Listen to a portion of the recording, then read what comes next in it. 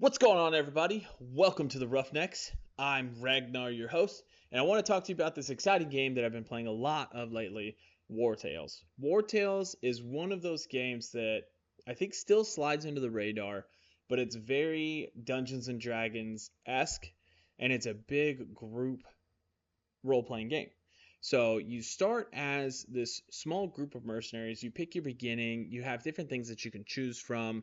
Like you can be farmers that are just looking for a new life, bandits escaping the law, mercenaries that their captain just died and now they're on their own. Like all kinds of things. There's even a DLC where you get to open your own tavern and you can be a group of friends, businessmen, looking to open a tavern. But you can have up to, so I haven't hit a limit yet, but so far I've had at least 20 companions in my one group, and the combat is turn based. What I really like about all of this is you really get to, it's one of those games where you actually get to choose and play as your own and live out your own story. And that's one of the coolest things about it because you can literally be, we've had playthroughs with my buddies where we're bandits that are also cannibals. I've had playthroughs where we are only good guys, that we only help people. I've had playthroughs where we only worry about our own money.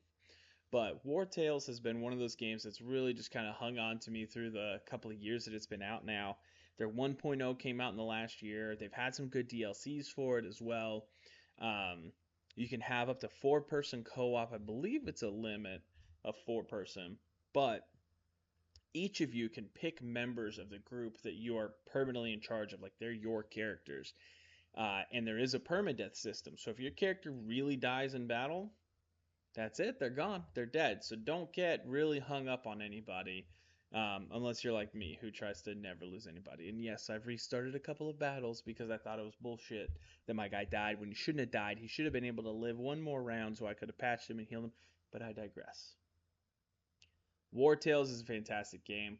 You have several different ways that you can do it. You can do it where it's a free exploration mode, so you can go into any of the areas without really having any kind of feature locks to you. Or you can play, or you can do what I like is the region lock. So you're locked and you have to clear each region as you move and expand and grow. Recently, I did get the Tavern DLC. The Tavern DLC has been fantastic. I've actually really liked it, and it's its own game within the game.